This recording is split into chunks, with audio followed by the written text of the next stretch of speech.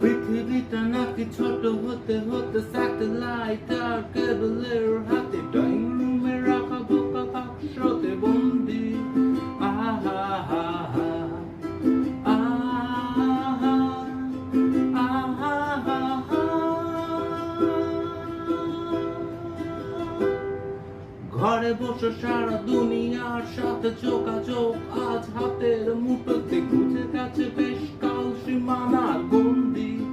আহা হা হা আহা আহা হা হা।